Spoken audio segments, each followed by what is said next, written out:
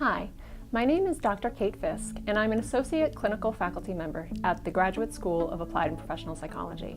I'm also an Associate Director of Behavioral and Research Services at the Douglas Developmental Disabilities Center. The DDDC was founded in 1972 here on Rutgers campus by Dr. Sandra Harris and was one of the first and foremost centers within the country to provide comprehensive, systematic instruction to learners with autism spectrum disorders. Over time, since the DDDC was founded, what we've seen is a big shift in terms of how public schools are able to provide these quality services to our learners with autism.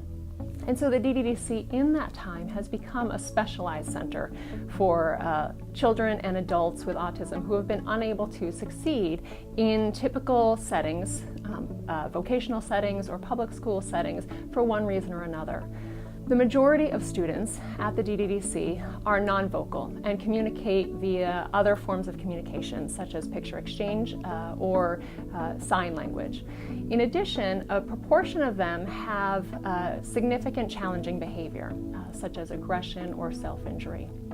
I'm very fortunate at the DDDC to work with a large team of individuals who are committed every day to benefiting the children and the adults that we serve. We have teachers, teachers' assistants, behavior analysts, administrators, faculty, speech and language pathologists, and other staff members who have really devoted their careers to advancing the individuals that we work with.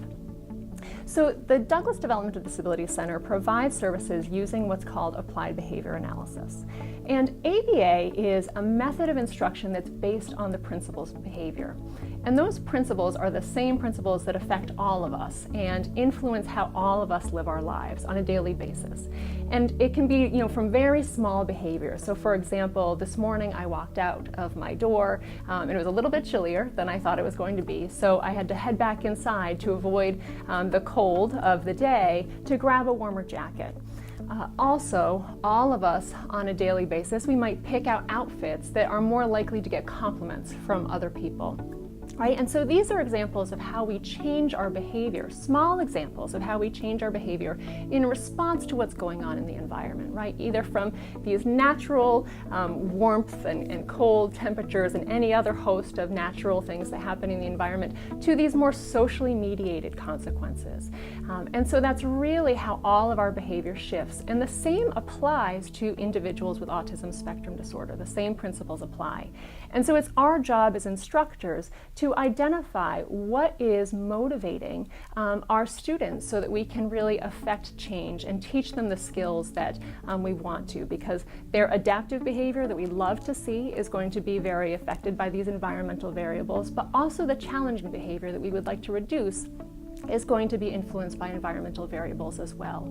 And so ABA is a science-based process of really assessing those motivational variables and the instructional strategies that we can use so that we can increase that adaptive behavior over time.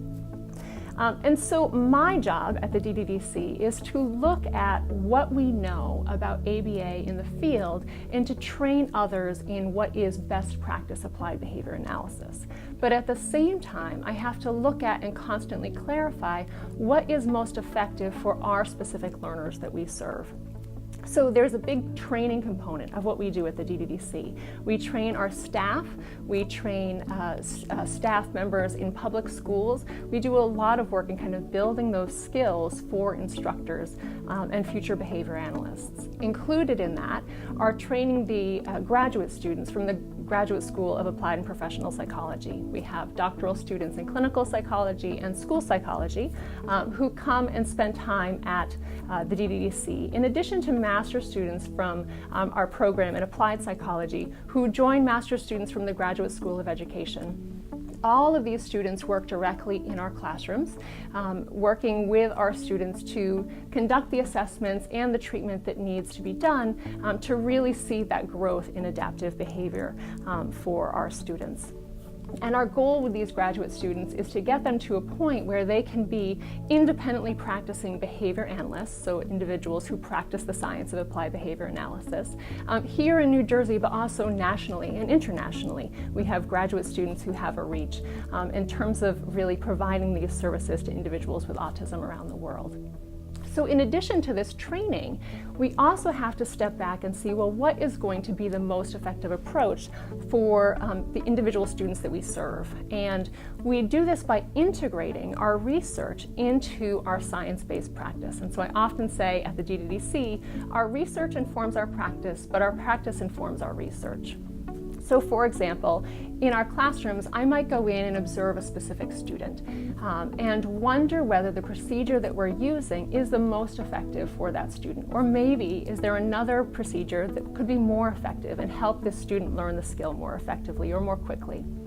And so what I would do in that case is that I would implement a research design where I could take 2 or more procedures and compare them by alternating them back and forth to see under which conditions the learner acquires that specific skill fastest. The benefit of this is twofold. First, it gives me answers about what's going to work most effectively for this specific student. And so that's going to benefit that student in the sense that we'll be able to develop his programming and make it highly individualized so that he learns most effectively with the procedures that we're implementing. At the same time, if I implement that same research design with several students, I can then make a significant contribution to the field of applied behavior analysis through presentations and publications and sharing the results of our findings with the broader field. So as an example of this, at the DDDC right now, we're looking specifically at how to teach individuals with autism long behavior chains. And what those look like, it might be as simple as toothbrushing or emptying the dishwasher, which you and I might think of as something that's pretty simple and something that we do every day. But for an individual with autism, this is a pretty significant chain of smaller behaviors that are all chained together. And we need to teach each of those steps systematically for many learners with autism to be able to acquire them. There are a number of different ways that we can teach these skills, and what we need to figure out is really which of those is going to be most effective for our learners. But also, because they're very complex skills to teach, we have to think about which of those is going to be easiest for our staff to implement with a high level of what's called integrity, or the extent to which it's actually implemented as we intended for it to be implemented, those teaching procedures. And so to that end, I'm working with my graduate students to go through the literature and see, well, what are all of the different procedures that researchers have talked about and evaluated in terms of how best to teach these very complex skills. And then of these methods, which lead to best implementation by our staff members. And we know that this is important because research shows us that higher implementation, higher integrity of implementation leads to better outcome for students. And so that's a really important piece. But then we also need to look at, for our students, which of these many methods that are suggested by research actually leads to fastest acquisition. And so again, through research design, we can evaluate all of those methods and make a contribution to the field in terms of the most effective approaches for learners with autism. So in addition to the research that I do in skill acquisition, I also spend a good portion of my time in an area that is not specific to ABA or applied behavior analysis, but more to the general field of autism treatment. And that is looking at the experiences of parents and siblings of individuals with ASD. So what we know from research is that this experience of raising a child with autism is incredibly unique. And for parents, the stress that they experience raising a child with autism is more than is experienced by virtually any other parenting group. In addition to stress, they experience a good deal of grief or anger or guilt, and all of these feelings of stress and the different emotions ebb and wane over the course of the child's development. And so what I found in my professional career is that there are professionals who don't have a good understanding of parents' experiences and how it impacts their everyday life, but more importantly, how it impacts their ability to work or care for their child with autism and to build effective relationships with professionals. And so I've really worked to develop professional education in parents and siblings' experiences so that we can have professionals who can approach treatment of individuals with autism with compassion and empathy for the family members and other caregivers that they're working with. So I do a number of parenting workshops or professional workshops about parents, but then also bringing in panels of parents who can share their experiences with professionals. And anecdotally, I hear that is very effective in terms of building up that sense of empathy and compassion for parents among the professionals who attend these events.